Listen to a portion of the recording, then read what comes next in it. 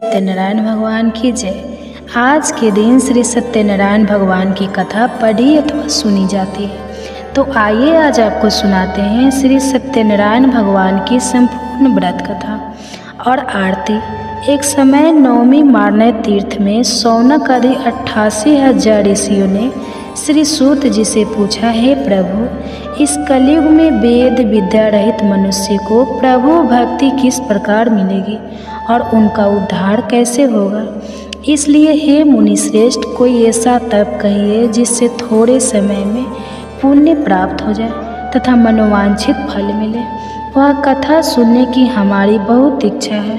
सर्वशास्त्र ज्ञाता श्री सूत जी बोले, हे वैष्णव, मैं पूज्य आप सबने प्राणियों के हित की बात पूछी है।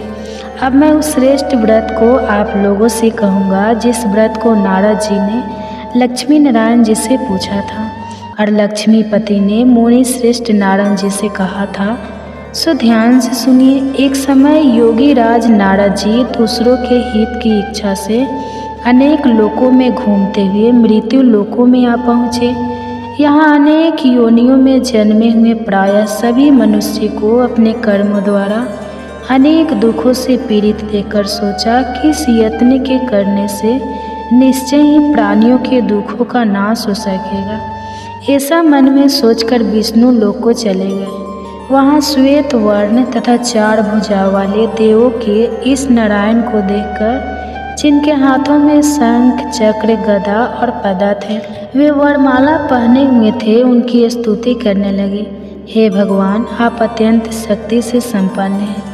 मन तथा वाणी भी आपको नहीं पा सकती। आपका आदि मध्य अंत नहीं है। निर्गुण स्वरूप सृष्टि की आदि भूति और भोक्तों के दुखों को नष्ट करने वाले आपको मेरा नमस्कार है। नारद जी से इस प्रकार की स्तुति सुनकर विष्णु भगवान बोले, हे मुनिश्रेष्ठ, आपके मन में क्या है? आपका किस काम के लिए आगमन हुआ है? निसंकोच होकर कहिए। तब नारद मुनि बोले, मृत्यु लोक में सब मनुष्य जो अनेक योनियों में पैदा हुए हैं, अपने अपने कर्मों के द्वारा अनेक प्रकार के दुखों से दुखी हो रहे हैं। हे नाथ, मुझ पर दया रखते हो तो बताइए कि उन मनुष्यों के सब दुख थोड़े से ही प्रयत्न से कैसे दूर हो सकते हैं। हे नारद, मनुष्य की भलाई के लिए तुमने बहुत अच्छी बात पूछी है। जिस काम के करने से मनुष्य मोह से छूट जाता है, वह मैं कहता हूँ। सुनो, बहुत पुण्य देने वाला स्वर्ग तथा मृत्यु लोक दोनों में दुर्लभ एक उत्तम व्रत है।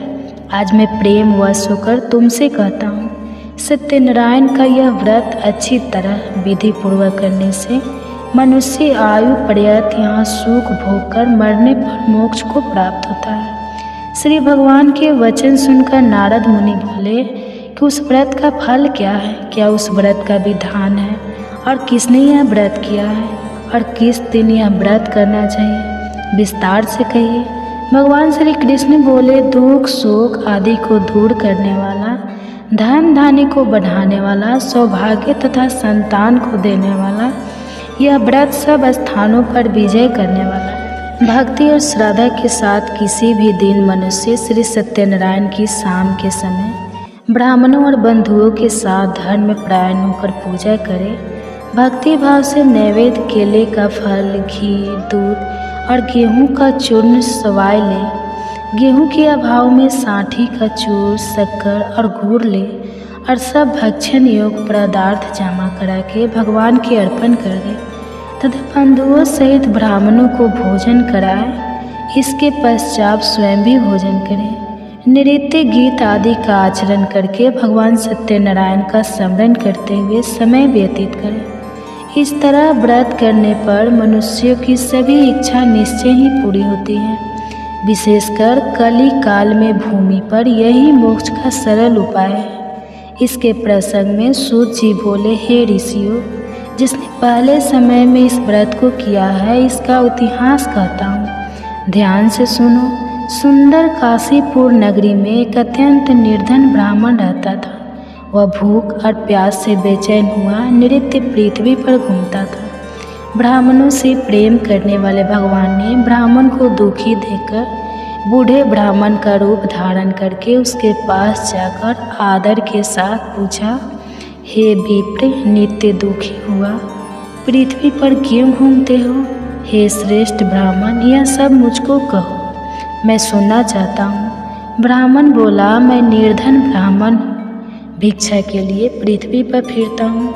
हे भगवान, यदि आप इसका उपाय जानते हो तो कृपा करके कहो। वृद्ध ब्राह्मण बोला कि सत्यनारायण भगवान मनवांछित फल देने वाले हैं, इसलिए हे ब्राह्मण, तू उनका पूजन कर, जिसके करने से मनुष्य सब दुखों से मुक्त होता है। ब्राह्मण को व्रत का सारा विधान बताकर बूढ़े ब्राह्मण का रूप धारण करने वाले सत्यनारायण भगवान अंतर्ध्यान हो गए। जिस व्रत को वृद्ध ब्राह्मण ने बताया है मैं उसको करूँगा, यह निश्चय करने पर उसे रात में नींद भी नहीं आई। वह सवेरे उठकर सत्यनारायण के व्रत का निश्चय करके भिक्षा के लिए चला गया।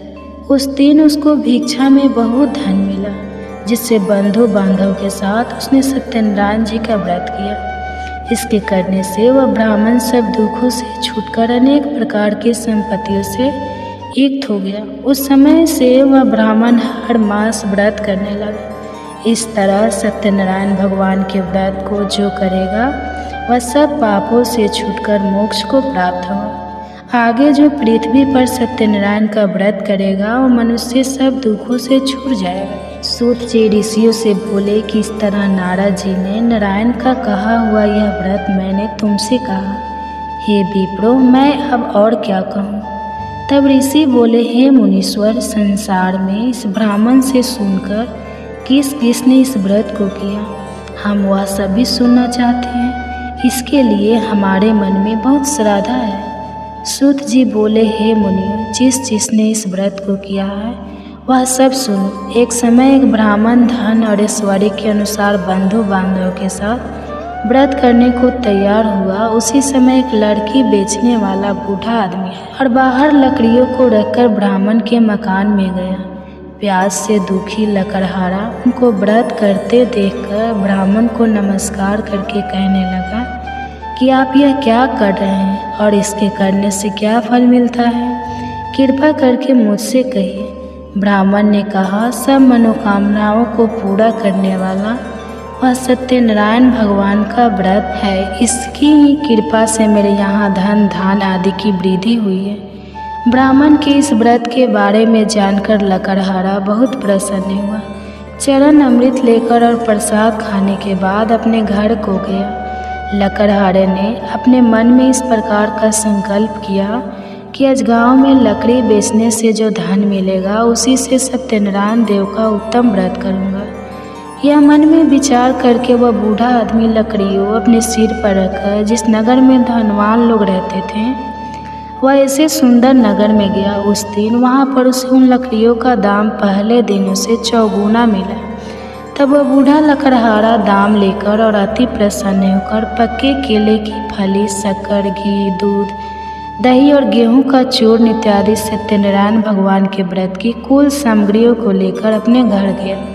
फिर उसने अपने भाइयों को बुलाकर विधि के साथ भगवान जी का पूजन और व्रत किया। उस व्रत के प्रभाव से वह बूढ़ा लकड़हारा धन पुत्र आदि से युक्त हुआ और संसार के समस्त सुख भोगकर बैकुंठ को चला गया।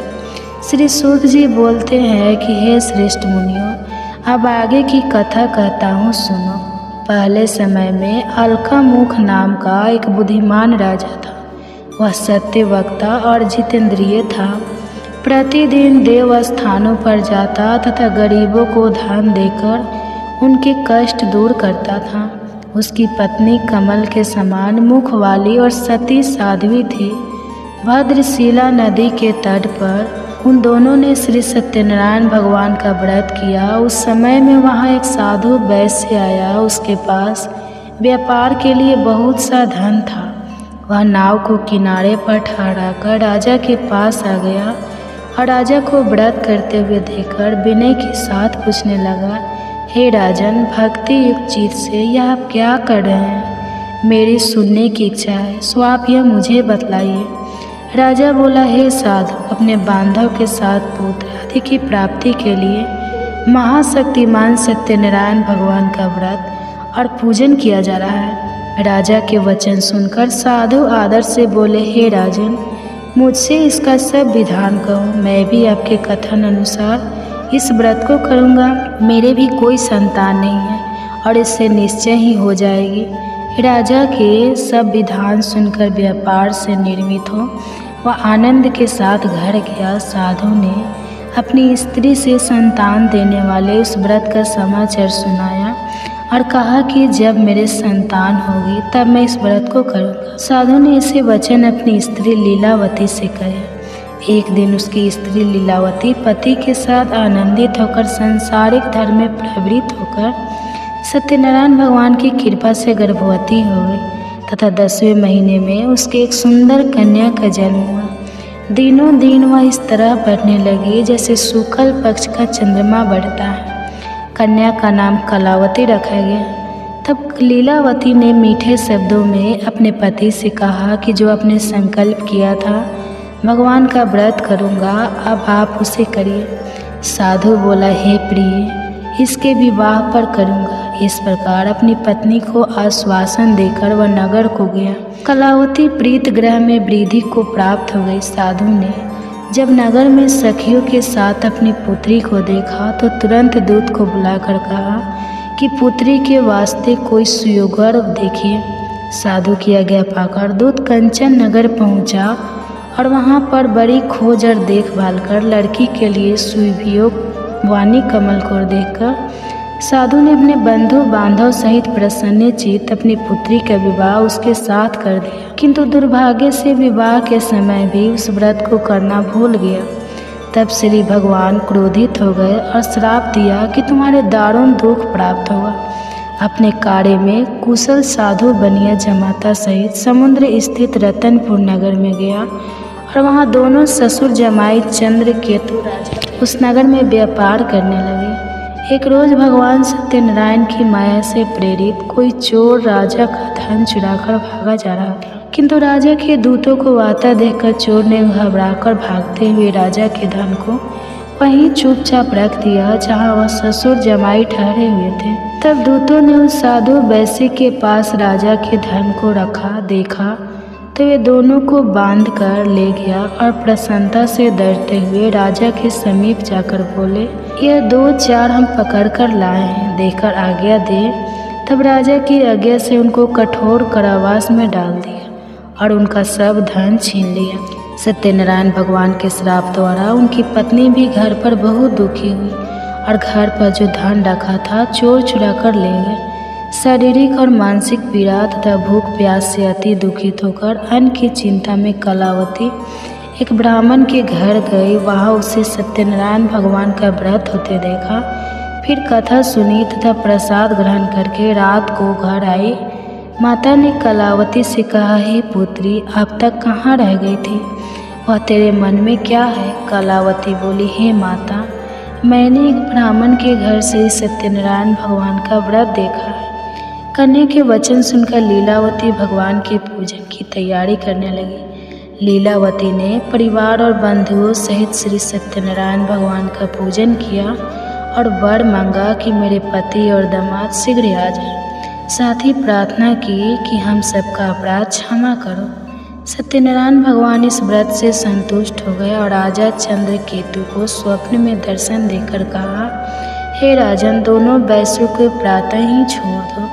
सब धन जो तुमने ग्रहण किया है वह दे दो, नहीं तो मैं तेरा धन, राज्य, पुत्र आदि सब नष्ट कर दूंगा। राजा से ऐसे वचन कहकर भगवान अंतर्ध्यान हो गए। प्रातःकाल राजा चंद्रकेतु ने सभा में अपना स्वप्न सुनाया।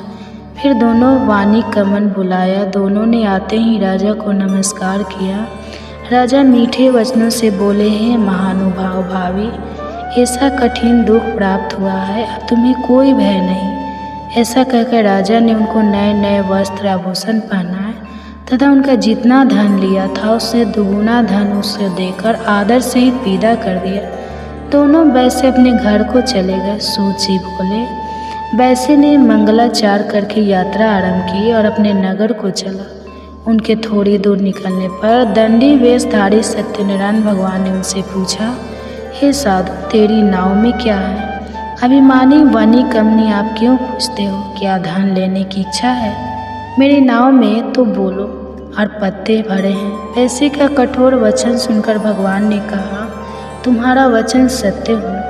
दंडी ऐसा कहकर वहाँ से चले गए और कुछ दूर जाकर समुद्र के किनारे बैठ गए। दंडी के जाने पर वैश्य ने नित्य क्रिया करने के बाद नाव को ऊंची उठी देकर अवंचा किया और नाव में बेल पत्ते आदि देकर मूर्छित होकर जमीन पर गिर पड़ा। फिर मूर्छा खुलने पर अत्यंत शोक प्रकट करने लगा। तब उसका दामाद बोला कि आप शोक ना करें, यह दंडी का श्राप है, अतः उनकी शरण में चलना चाहिए, तभी हमारी हर मनोकामना पूरी होगी।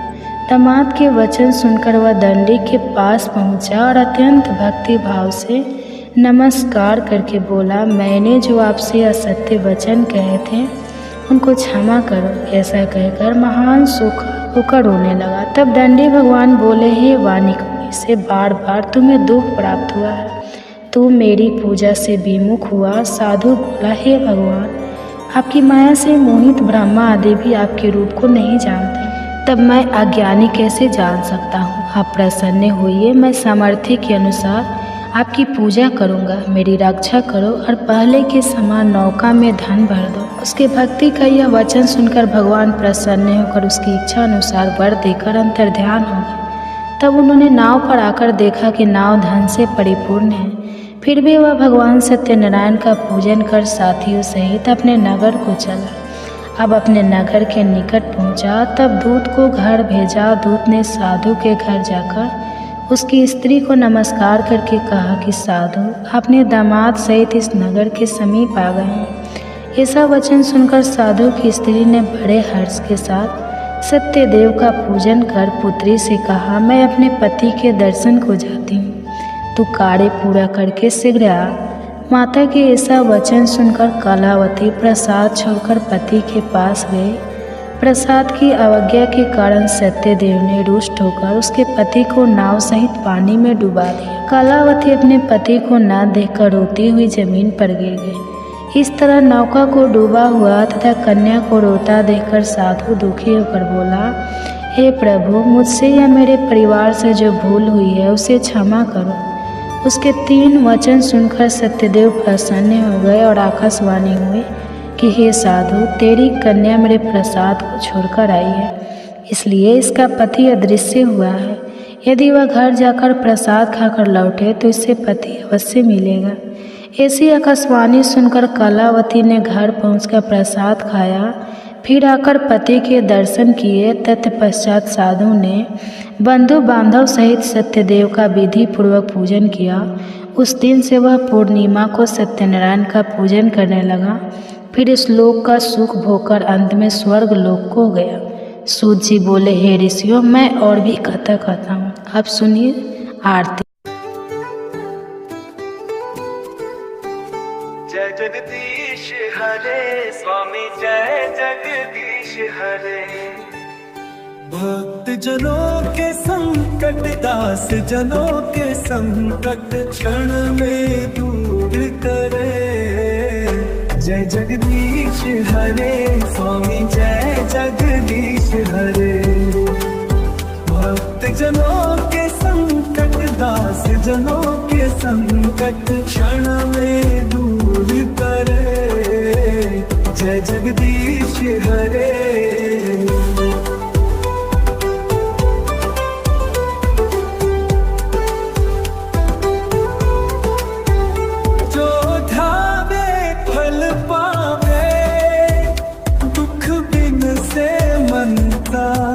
स्वामी दुख बिन से मन का सुख संपत्ति घर आवे।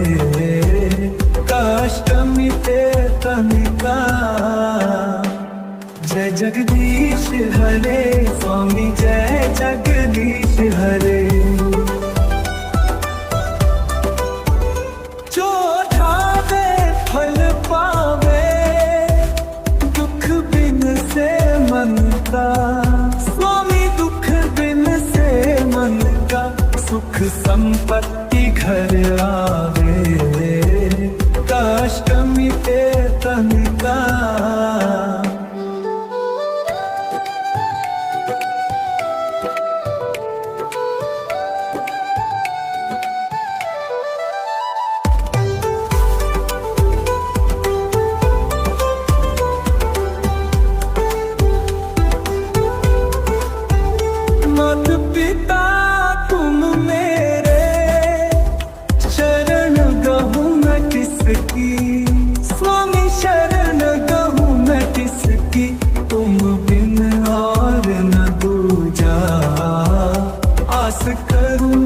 जिसकी।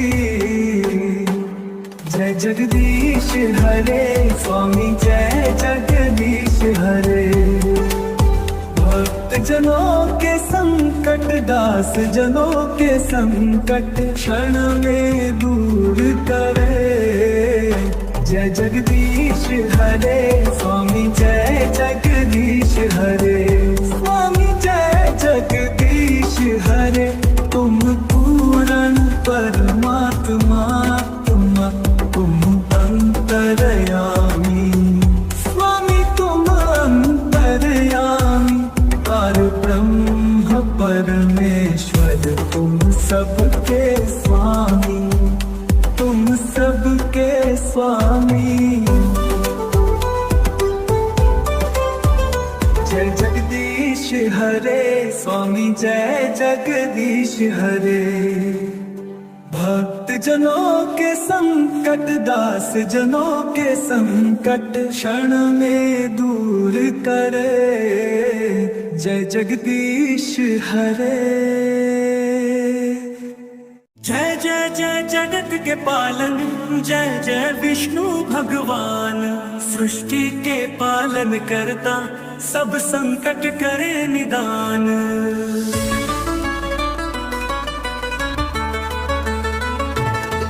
जय विष्णु भगवान जग प्यारे। सतयुग त्रेता द्वापर तारे। युग में भी नाम तुम्हारा सुखदाई सब संकट हारा।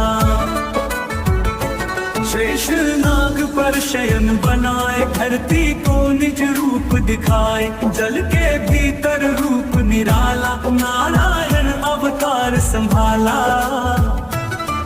जय विष्णु भगवानन जय जय विष्णु भगवान। सृष्टि के पालन करता सब संकट करे निदान।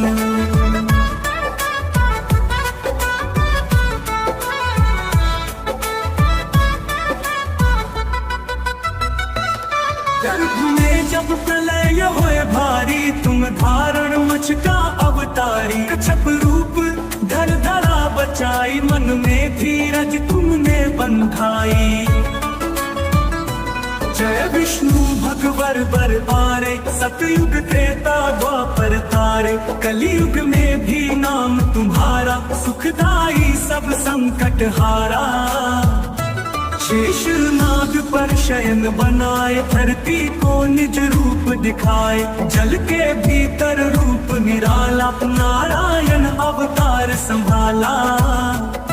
शेष नाग पर शयन बनाए धरती को निज रूप दिखाए। जल के भीतर रूप निराला नारायण अवतार संभाला। नारायण अवतार संभाला। गर्भ में जब प्रलय होए भारी तुम धारण मचका अवतारी। कच्छप रूप धर धरा बचाई मन में धीरज तुमने बंधाई। वराह रूप धर जब तुम आए धरती को फिर ऊपर लाए। नृसिंह रूप जब तुम आए प्रहलाद को सदा सुख पाए। वामन रूप धर बल संहारे। विक्रम रूप से 3 पग तारे। राम बन कर रावण मारा। लक्ष्मण संग सीता उबारा। श्री कृष्ण बन धरती पर आए। कंस चाणूर शिशुपाल हराए। महाभारत में अर्जुन साथी गीता का ज्ञान दिया अनुपम रथी। सुदर्शन चक्र तुम्हारा प्यारा जिस पर संकट आए सहारा। गरुड़ वाहन तेज तुम्हारा संसार का पालन तुम्हारा। विष्णु चालीसा जो पढ़े मन में धर विश्वास। सुख शांति और संपत्ति पाए मिटे सभी संताप। श्री विष्णु जी की कृपा सभी पर बनी रहे